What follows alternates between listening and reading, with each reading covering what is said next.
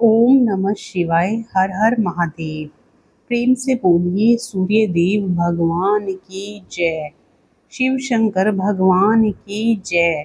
आज ज्येष्ठ शुक्ल पक्ष रवि प्रदोष व्रत रखा जा रहा है। आज 8 जून 2025 दिन रविवार है।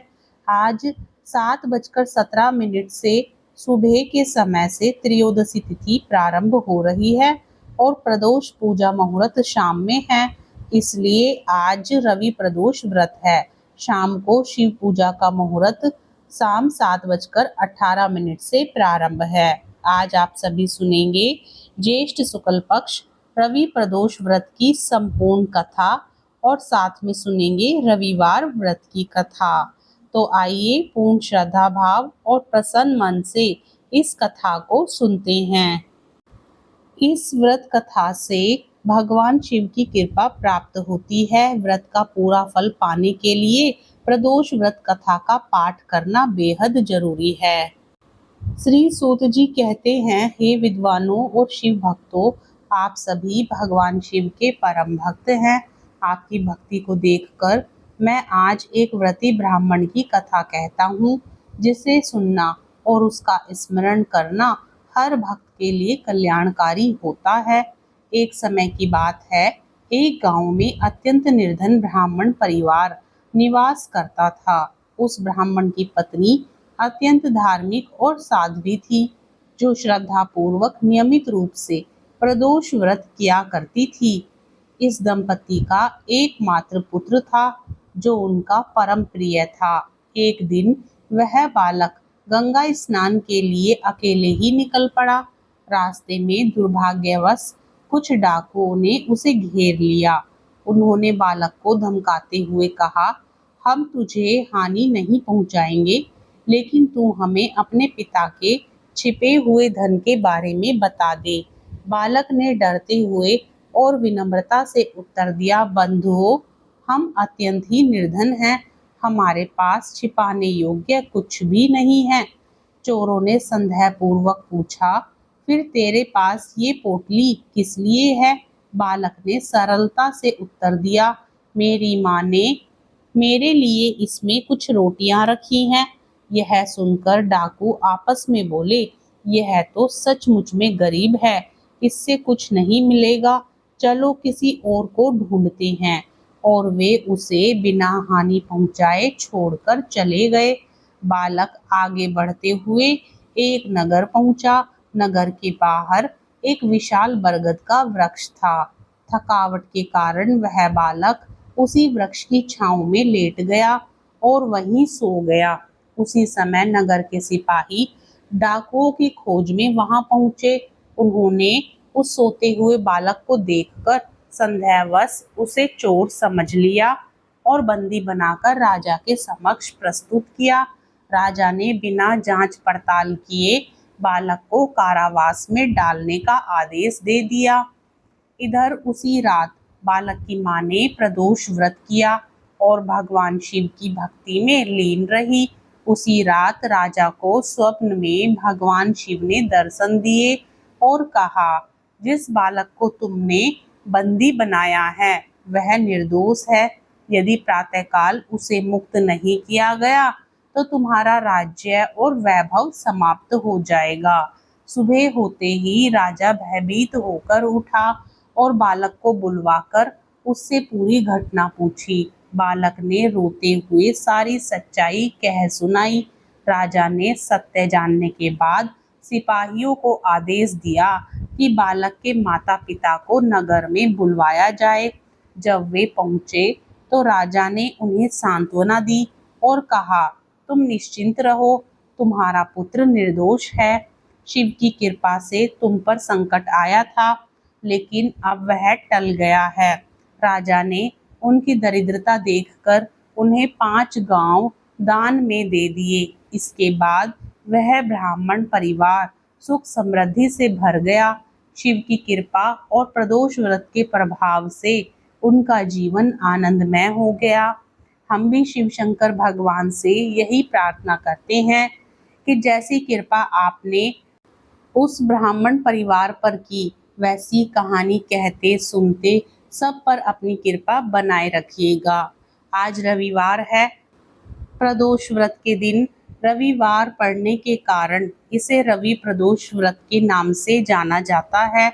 आज आप सभी रविवार व्रत कथा भी सुनेंगे।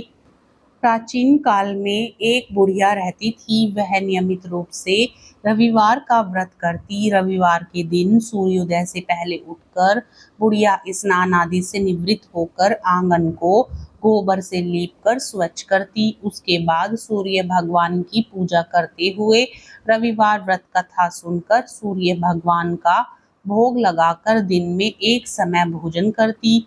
सूर्य भगवान की अनुकंपा से बुढ़िया को किसी प्रकार की चिंता एवं कष्ट नहीं था। धीरे धीरे उसका घर धन धान्य से भर रहा था। उस बुढ़िया को सुखी होते देख उसकी पड़ोसन उससे जलने लगी। बुढ़िया ने कोई गाय नहीं पाल रखी थी। वह पड़ोसन के आंगन में बंधी गाय का गोबर लाती थी। पड़ोसन ने कुछ सोचकर अपनी गाय को घर के भीतर बांध दिया। रविवार को गोबर ना मिलने की वजह से बुढ़िया अपना आंगन नहीं लीप सकी। आंगन ना लीप पाने के कारण उस बुढ़िया ने सूर्य भगवान को भोग नहीं लगाया और उस दिन स्वयं भी भोजन नहीं किया। सूर्यास्त होने पर बुढ़िया भूखी प्यासी सो गई। प्रातःकाल सूर्योदय से पूर्व उस बुढ़िया की आंख खुली तो वह अपने घर के आंगन में सुंदर गाय और बछड़े को देखकर हैरान हो गई। गाय को आंगन में बांधकर उसने जल्दी से उसे चारा खिलाया। पड़ोसन ने उस बुढ़िया के आंगन में बंधी सुंदर गाय और बछड़े को देखा तो वह उससे और अधिक जलने लगी। तभी गाय ने सोने का गोबर किया। गोबर को देखते ही पड़ोसन की आंखें फट गई। पड़ोसन ने उस बुढ़िया को आसपास ना पाकर तुरंत उस गोबर को उठाया और अपने घर ले गई तथा अपनी गाय का गोबर वहां रख आई। सोने के गोबर से पड़ोसन कुछ ही दिनों में धनवान हो गई। गाय प्रतिदिन सूर्योदय से पूर्व सोने का गोबर किया करती थी और बुढ़िया के उठने के पहले पड़ोसन उस गोबर को उठाकर ले जाती थी। बहुत दिनों तक बुढ़िया को सोने के गोबर के बारे में कुछ पता ही नहीं चला।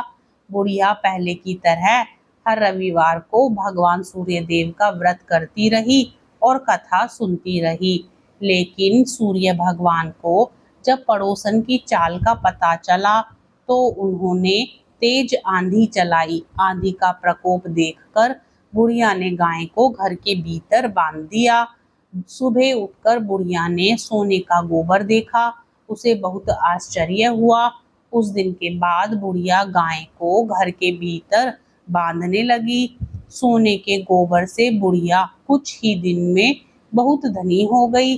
उस बुढ़िया के धनी होने से पड़ोसन बुरी तरह जल भुनकर राख हो गई और उसने अपने पति को समझा बुझाकर उसे नगर के राजा के पास भेज दिया। सुंदर गाय को देखकर राजा बहुत खुश हुआ। सुबह जब राजा ने सोने का गोबर देखा तो उसके आश्चर्य का ठिकाना ना रहा। उधर सूर्य भगवान को भूखी प्यासी बुढ़िया को इस तरह प्रार्थना करते देख उस पर बहुत करुणा आई। उसी रात सूर्य भगवान ने राजा को स्वप्न में कहा, राजा, बुढ़िया की गाय व बछड़ा तुरंत लौटा दो, नहीं तो तुम पर विपत्तियों का पहाड़ टूट पड़ेगा, तुम्हारा महल नष्ट हो जाएगा। सूर्य भगवान के स्वप्न से बुरी तरह भयभीत राजा ने प्रातः उठते ही गाय और बछड़ा बुढ़िया को लौटा दिया। राजा ने बहुत सा धन देकर बुढ़िया से अपनी गलती के लिए क्षमा मांगी। राजा ने पड़ोसन और उसके पति को उनकी इस दुष्टता के लिए दंड दिया। फिर राजा ने पूरे राज्य में घोषणा कराई कि सभी स्त्री पुरुष रविवार का व्रत किया करें। रविवार का व्रत करने से सभी लोगों के घर धन धान्य से भर गए। राज्य में चारों ओर खुशहाली छा गई। स्त्री पुरुष सुखी जीवन यापन करने लगे तथा सभी लोगों के शारीरिक कष्ट भी दूर हो गए। प्रेम से बोलिए शिव शंकर भगवान की जय। सूर्य देव भगवान की जय। मित्रों, आज ज्येष्ठ शुक्ल पक्ष रवि प्रदोष व्रत कथा आपको कैसी लगी, कमेंट करके जरूर बताएं। साथ ही इस प्रकार की धार्मिक कथाएं सुनने के लिए चैनल को सब्सक्राइब करें। वीडियो अच्छी लगे तो लाइक भी करें। कथा को अपने मित्रगणों में शेयर करने की कृपा करें। राधे राधे, जय श्री कृष्णा।